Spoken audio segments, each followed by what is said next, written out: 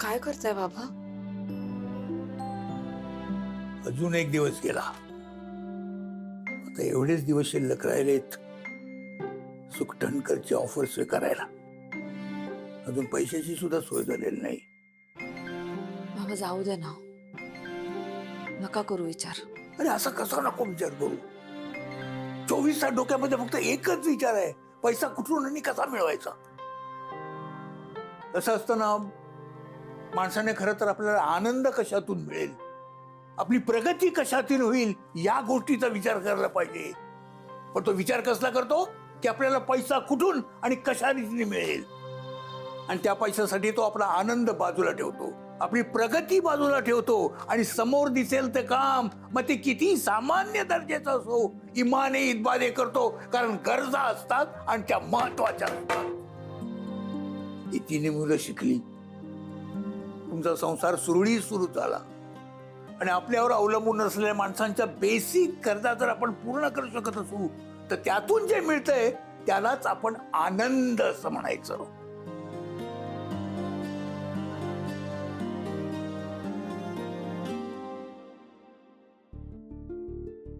बाबा एक सांगू का? खूप आधी जेव्हा मी थेरपी घेत होते, म्हणजे लग्नाच्याही आधी, तेव्हा त्या थेरपिस्टने एक गोष्ट मला सांगितली होती. ऍक्सेप्टन्स सगळ्यात महत्वाचा असतो. ऍक्सेप्ट कर, परिस्थितीला ऍक्सेप्ट कर. म्हणजे ती बदलण्यासाठी प्रयत्नही कर, पण ज्या क्षणी ज्या वेळेला तुला कळेल की कितीही प्रयत्न केले तरी ही परिस्थिती आपण बदलू शकणार नाही, हो, जस्ट ऍक्सेप्ट कर. आणि बाबा ती वेळ आली आहे आपल्यावर. आता आपण केले प्रयत्न, सगळं करून बघितलंय.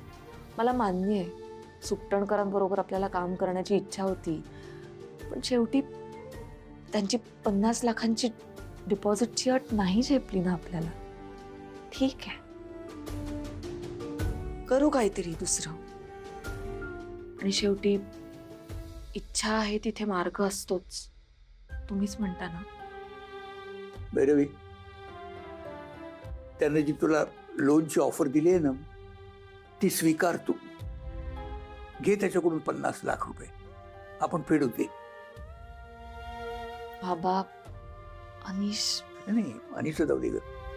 तू काही केलंस तर त्याला पटणार नाही. मला माहितीये बाबा, आधीच सुकटणकरवर राग आहे त्याचा.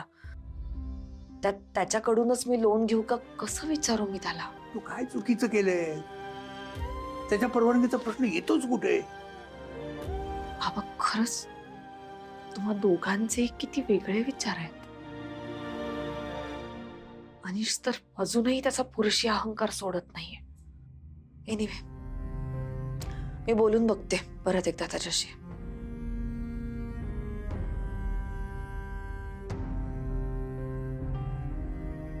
बाबा ते संयमीला जे लेटर आलंय ते कशा संदर्भात आहे, काही कल्पना आहे का तुम्हाला?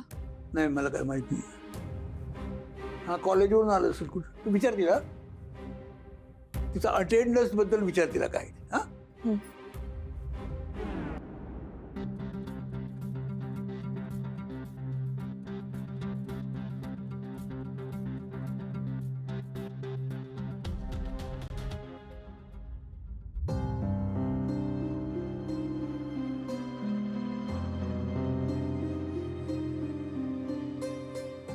मला जरा बोलायचं आहे तुझ्याशी. म्हणजे तू बोलायचं आणि मी ऐकायचं, नाही का? अनिश, मला जरा डिस्कस करायचंय तुझ्यासोबत. आणि प्लीज रिअलिस्टिकली विचार करून सांग तुला जे काय वाटतंय ते. हे बघ, मला सांग, सुकटणकरांबरोबर आपण बिझनेस करून आपल्याला फायदाच होणार आहे की नाही? होणार आहे. मग प्लीज हे डील करूयात आपण. 50 लाख रुपये देऊन मलाही कळत नाही त्या सुकटणकरच्या बिझनेसला काय इतकं सोनं लागलंय ग? ही फक्त एक इन्व्हेस्टमेंट आहे अनिश.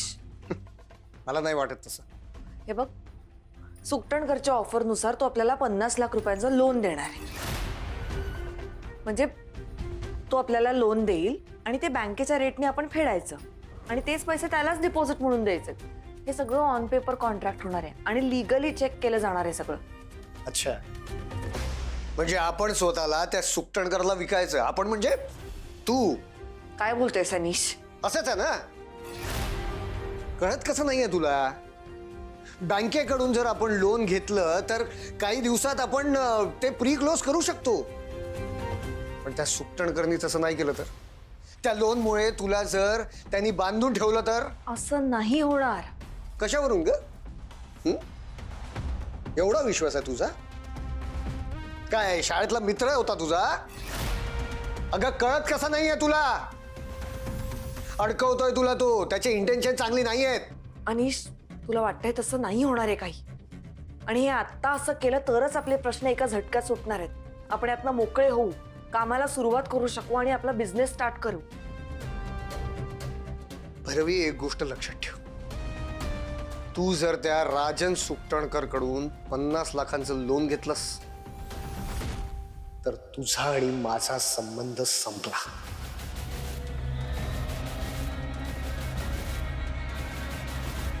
अनिश,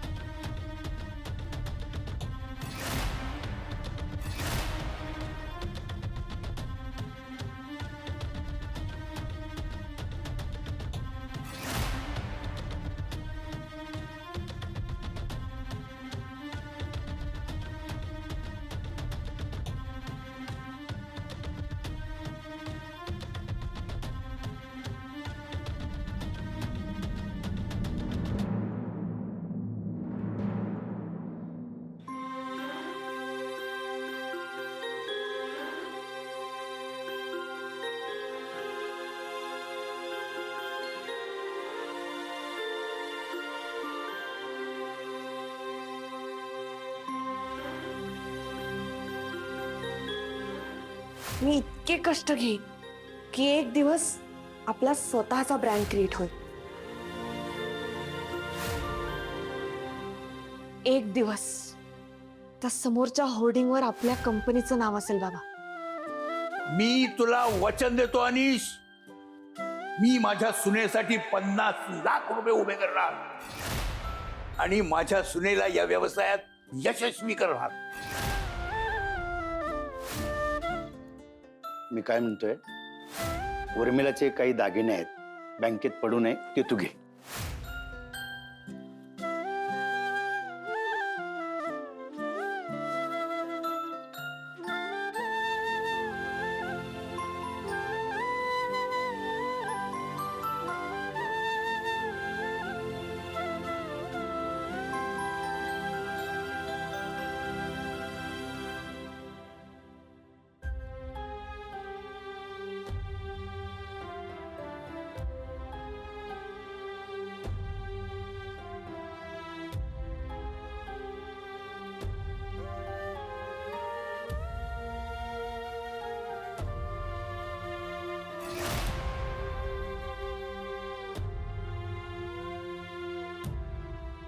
मंगळसूत्र ही एकच आठवण राहिली आता माझ्या वेणूची माझ्याकडं. वेणू, जेव्हा जेव्हा तू आजूबाजूला नाहीस हे जाणवतं तेव्हा तुझं हे मंगळसूत्र मी बघत बसतो, हातात घट्ट धरतो. तू असताना ते सुंदर क्षण या मंगळसूत्रामुळे अजूनही माझ्या समोर आहेत असंच मला वाटतं. पण या आठवणीत गुंतून राहायचं का भविष्याचा विचार करायचा? तू असतीस तर म्हणाली असतीस, आपल्या भूतकाळापेक्षा मुलांचा भविष्य काळ महत्वाचा आहे. हे तुझं मंगळसूत्र मी विकलं तर त्यातून जे पैसे मिळतील त्याचा मुलांच्या भविष्यासाठी उपयोग होणार आहे, भैरवीला मदत होणार आहे. म्हणून मला विकावं लागतंय. पण मी तुला शब्द देतो वेणू, पुढच्या जन्मी परत मीच तुझ्या गळ्यात मंगळसूत्र घालणार आहे. ही फक्त एक वस्तू आहे. आपलं नातं जन्माचं आहे वेणू.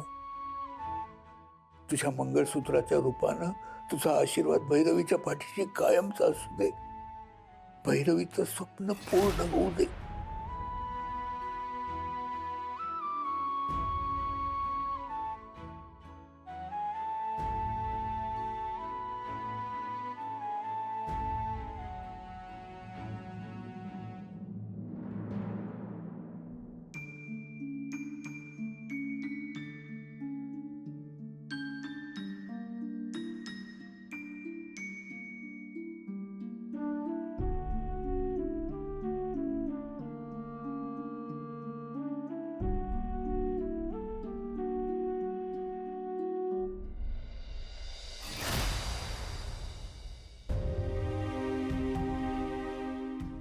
गुड मॉर्निंग काकू. Good morning. अरे ईशान, तुम्ही? सॉरी काकी, म्हणजे त्याचं काय झालं ना, दार उघडच होतं ना, त्यामुळे डायरेक्ट आत आलो, कळलं नाही. सॉरी. अरे इतक्या फॉर्मॅलिटीची काही गरज नाहीये. बसा. नाही नाही काकी, राहू दे. बसा रे, बसा बसा. थँक्यू. बरं, तुमच्यासाठी काही चहा नाश्ता वगैरे आणू? नको नको काकू, राहू दे. आमचं जरा वेगळं काम आहे तुमच्याकडे. काम? काय काम आहे? मदत हवी आम्हाला तुमची. मदत? कसली? ते सोशल वर्क साठी मदत. हां. Social work? ते आम्हाला शाळेत सांगतात ना की ओल्ड एज होम्स साठी किंवा म्हाताऱ्या माणसांसाठी फंड्स कलेक्ट करायचे. बर. तसंच म्हणजे आता माझे आजोबा पण म्हातारे झालेत ना,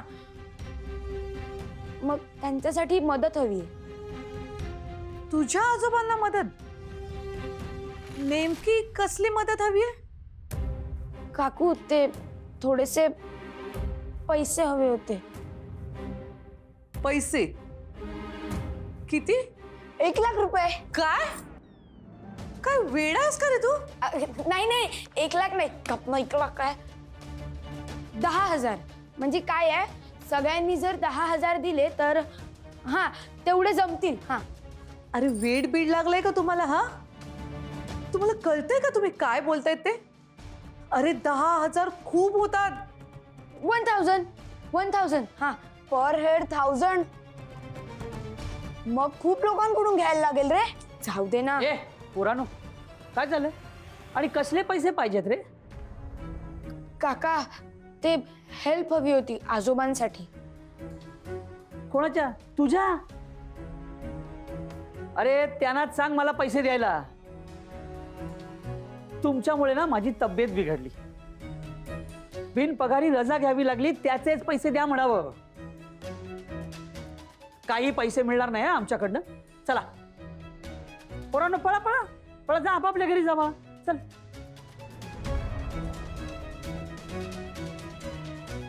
कोमल, पैसे हवेत म्हणे. काय बोलायचं आता ह्यांना? बघ ना, हे माझगावकर आता पोरांना पाठवतात पैसे घ्यायला. हो ना. समत थांब. अगं किती वेळची हाक मारतीये, तू थांबत का नाहीयेस? काल रात्रीपासून माझ्या प्रश्नाचं नीट उत्तर दिलेलं नाहीयेस तू. असं काही नाहीये. नाहीये? मग सांग ना, हे लेटर कसलं आहे? का टाळतीयस तू? काय लपवतीयस माझ्यापासून?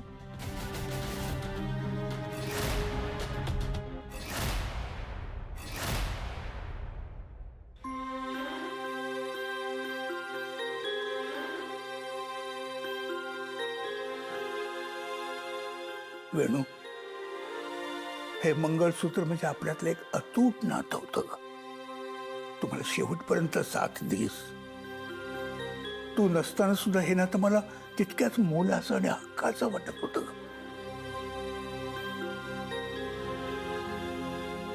पण आपल्या घरासाठी मी आता हे मंगळसूत्र विकायला चाललोय. मला माफ कर. मी असं करायला नकोय, पण माझा नाईलाज आहे वेणू. मला माफ कर.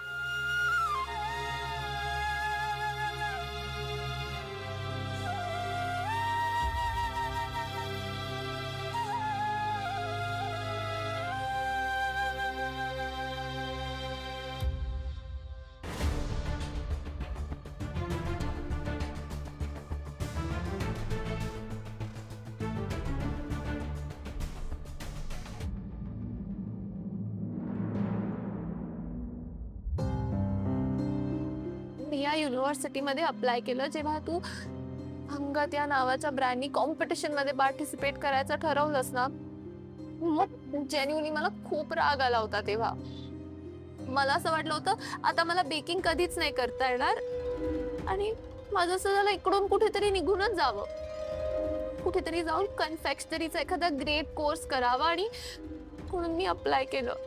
म्हणजे मी इंटरनेटवर सर्च केलं सगळं आणि मला ही युनिव्हर्सिटी मिळाली. तिकडे ग्रेट ट्रेनिंग देतात.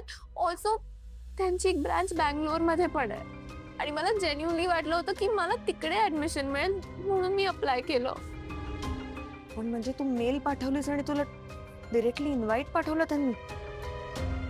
नाही, मी 2 एक्झाम्स पण दिल्या होत्या. समा तू यातलं आम्हाला काहीच का नाही सांगितलंस? एवढा कसला राग, तोही माझ्यावर आणि आजोबांवर? चुकलं माझं माऊ. जेन्युअनली मला त्या सिच्युएशनला जे बरोबर वाटलं ते मी केलं आणि त्या रागाच्या भरात सगळं झालं. I am sorry. बरं मग तू त्यांना अजून रिप्लाय नाही केलास? ऍडमिशन मिळाली आहे राईट? कुठली युनिव्हर्सिटी आहे ही? जाऊ दे ना माऊ, विसरून जाऊया आपण ते सगळं. नाही नाही, जे काय आहे ते मला नीट सांग समा, कारण हे लेटर बँगलोर ब्रांच मधून नाही, लंडन युनिव्हर्सिटी मधून आलंय, हो ना? हो, पण ठीक आहे, मला नाही जायचंय तिकडे. समा, जर तुला चांगली ऑपॉर्च्युनिटी मिळत असेल तर अगं आम्हाला आनंदच आहे. बाळा, आम्ही तुझे शत्रू नाही आहोत. नाही माऊ, तसं नाही. मी त्यावेळी काहीतरी वेड्यासारखा विचार केला होता, पण आता खरंच हे काही नाहीये माझ्या डोक्यात. का आता का विचार बदललायस तुम्हाला सांग? हे बघ, ही इन्स्टिट्यूट चांगली आहे की नाही? माऊ, या कोर्सची फी खूप जास्त आहे आणि आपल्याला नाही परवडणार ते. प्लस मला आजोबांवर आणि तुझ्यावर नाही बर्डन टाकायचंय. ऑलरेडी अचानक आम्ही तिघं इकडे आलो तुमच्याकडे. प्लस इरायशांची अजून शाळा बाकी आहे. मी फॉरेनला जाते म्हणलं त्यांनाही इक्वल ऑपॉर्च्युनिटी द्यावी लागेल आपल्याला. आणि मला तुमच्या दोघांवर अजून कुठलंही बर्डन नाही टाकायचंय.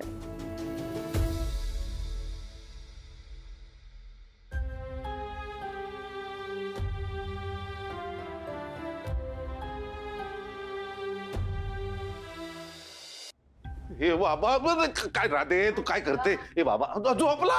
मग काय झालं? झोपला तर काय झालं? टेमलाल तुम्हाला असं आता आलं ध्यानात माया. म्हणजे झोपलेल्या माणसाला उठवायचं, म्हणजे त्याला चहा लागेल, मग त्याच्या चहा सोबत आपल्याला चहा मिळेल. हा, नुसतं चहावर चहा हेच करत बसा तुम्ही. ए भाई, कॉमेडी गप ना, का नुसता चा चा चा चा करून मग कसं बसले? काय तुमचं? एवढ्या छोट्या गोष्टीसाठी किती बडबड करून राहिली किती तू? चहा करायला चुप ना पाहिजे. जरा. तुला माहितीये का आजूबाजूला काय घडतंय ते? मला काय माहिती, मला काम काय चाललंय तुमचं यार? मामा झोपू दे ना यार, किती आरडाओरडा करतोय. बरं झालं उठला. तुले सांगतो का बाबा, तुले एक गोष्ट सांगितली ना, तू असा ताडकन उठून बसशील आणि ओरडायला लागशील. हं? काय झालं? याले सांगतो ना मी, तुला काय सांगू? ऐक नाही राजो, तुझे वडील आहेत की नाही, तुझ्या आईचं मंगळसूत्र ना बहुतेक विकायलाच निघालेत. काय? हा, आता कसं ओरडलं की नाही? मग आधी सांगत होतो. आधी म्हणजे सांग का बाबा, एवढं भारी जुनं मंगळसूत्र आहे ना, खूप पैसे मिळतील. हो, ते जुनं मंगळसूत्र असं भारी असते ना, सोनं जाड जाड असते ना. मामा हा. निघ तू. कुठे जाऊ? अरे यार, तू जा ना त्यांच्या मागे. कुठे जात आहेत बघ आणि सांग मला नंतर. नाही मी काय म्हणतो, चहा पिऊ थोडस. अक्कलच नाही.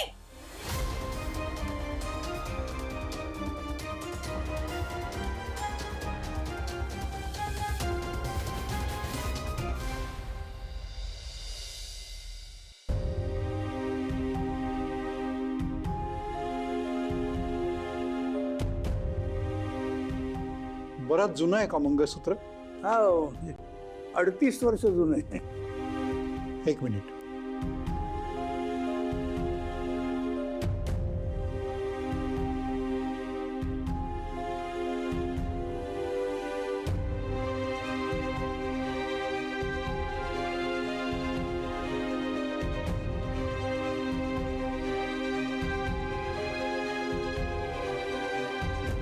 चांगलं आहे, वजनाला भारी आहे. किती पैसे मिळतील याचे?